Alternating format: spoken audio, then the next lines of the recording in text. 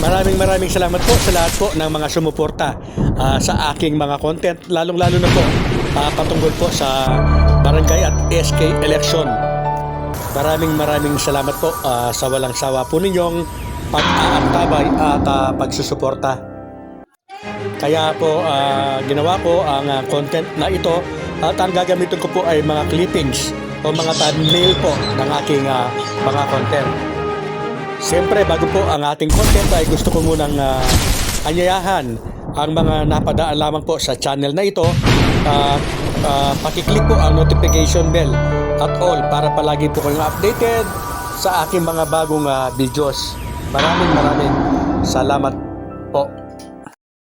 So yes po mga kabarangay, ang content ko po sa araw na ito ay patungkol po dito sa term setting bill na ikinontent ko po kaninang umaga na sinasabi kong ito po ay parang tao na naghihingalo na o parang ito po ay nasa ICU na.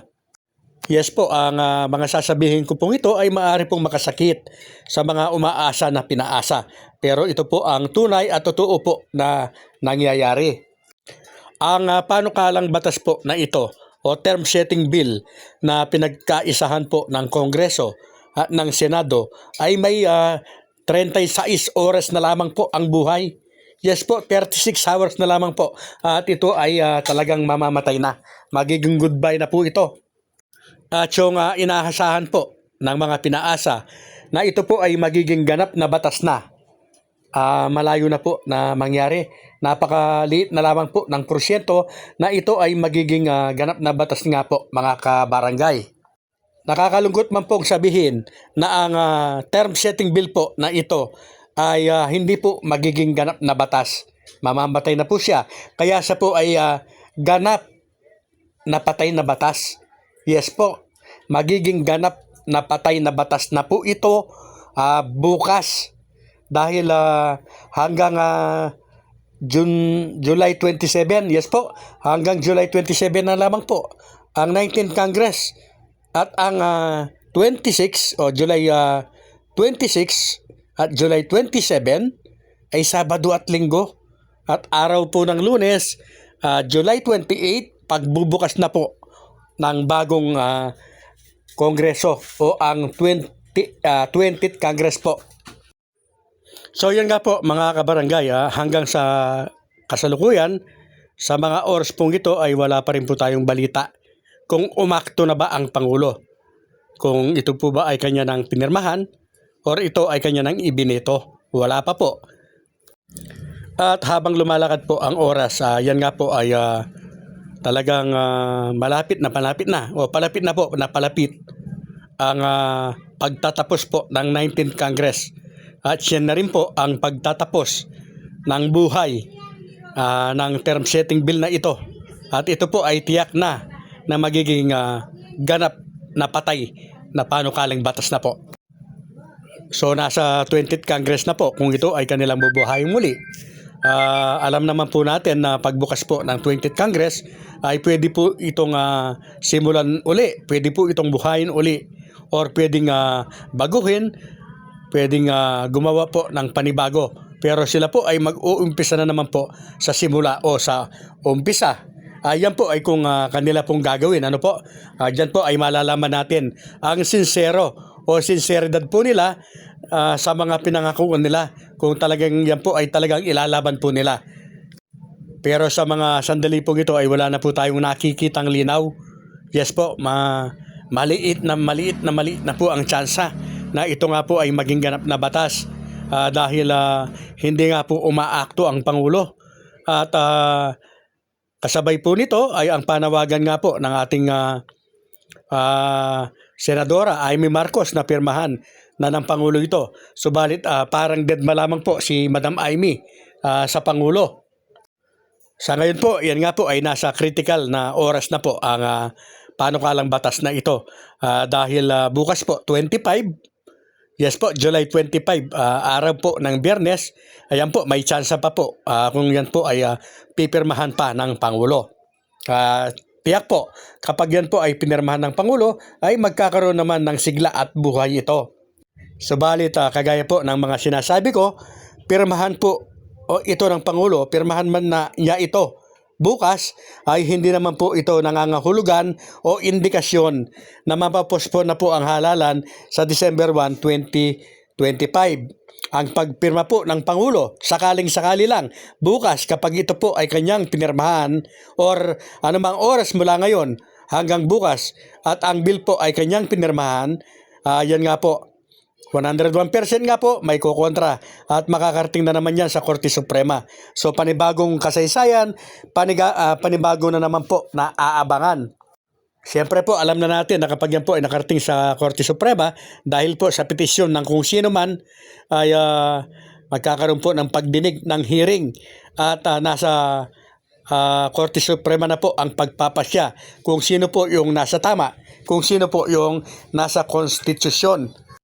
At kapag idineklara po ng Korte Suprema na nasa konstitusyon o walang nilabag na batas itong bill na ito, siya po ang masusunod. At ang halalan ay itatakda at talagang yan na po sa November 2, 2026 na po mga kabarangay. Subalit kung po yan po ay hindi pipirmahan ng ating Pangulo at natural death na nga po, mamamatay na ito dahil kulang na nga po ang panahon at oras o araw para ito po ay maging ganap na batas o lapse into law. Ang mangyayari po, ang halalan po ay magaganap ayon po sa Supreme Court ruling December 1 po 2025 at ang termino ay 3 taon at 3 beses po na pwedeng mahalal. At para naman po sa mga may 3 termino na, yes po, ito po yung mga 3 term na sa kasalukuyan. Kung ang Supreme Court ruling po ang ipatutupad, ito nga pong December 1, 2025, yung 3 term po ay hindi na po makakahabol sa same position. Yes po, kung kapitan ka, 3 term ka, pwede ka pong makahabol bilang isang kagawad. At kung ikaw naman po ay isang kagawad at 3 term ka na, makakahabol ka lamang po kung ikaw ay magpapataas, hahabol ka bilang isang kapitan. So yan po mga kabarangay ang pinaka-update po o latest na pwede ko pong maibigay po sa inyo sa araw na ito. Ang aking pasasalamat po sa lahat talaga na sumusuporta po sa aking channel. Sa mga nasa malayong lugar po na nag-PPM sa akin at sa mga incumbent po na talagang sumusubaybay pa rin po sa atin at naniniwala. Saludo po ako sa inyo. Ganon din po sa mga bago at new aspirant na gusto pong maglingkod sa kanilang mga barangay. Good luck po sa inyo. At salamat na lang naman po. At naiintindihan at sinasabi po rinyo na malaking tulong yung aking mga tips sa inyo. Lubos ko po na kinatataba po ng ating puso at lahat po ng aking mga kaalaman o alam patungkol po sa pangangampanya, politikang pambarangay, patungkol po sa political machinery ng halalang pambarangay, kung paano ito patatakbuhin, ibibigay ko po sa inyo ng buong buo mga kabarangay. Muli po, maraming salamat sa inyong lahat. Coiners Ring. Sana po, muli po ako ay humihiling po na sana po ay i-share po ang aking mga video, lalo na po yung mga patungkol po sa halalang pambarangay. At wag pong kalilimutan, lalo na po kung hindi pa po kayo nakapag-subscribe, sana po mag-subscribe po kayo. Pakiclick po yung notification bell dahil napaka-importante po niyan para palagi po kayong updated sa aking mga bagong i-upload po na mga videos. At ganoon din po, napakalaking tulong po mga kabarangay kapag inyo pong binabahagi ang aking mga content. So yung tips po natin 1 to 4 ay tapos na po. Yan nga po yung mga basic po na tips. At sa susunod po, yun nga, tatalakayin po natin yung technical, practical. Yan po ay mga mabibisang paraan po para po tayo ay makapangampanya ng maayos at para po tayo ay makakuha ng boto na pwede pong magpanalo po sa atin. Meron pa pong kasunod ang dalawang yan mga kabarangay. Antabayan na lamang po ninyo. At hindi ko po kasi lahat ay ibibigay. Sabi ko nga po, on air. Kaya nga po binibigay ko yung aking numero para sa mga gustong tumawag po. Lalo na kapag panahon na po ng halalan.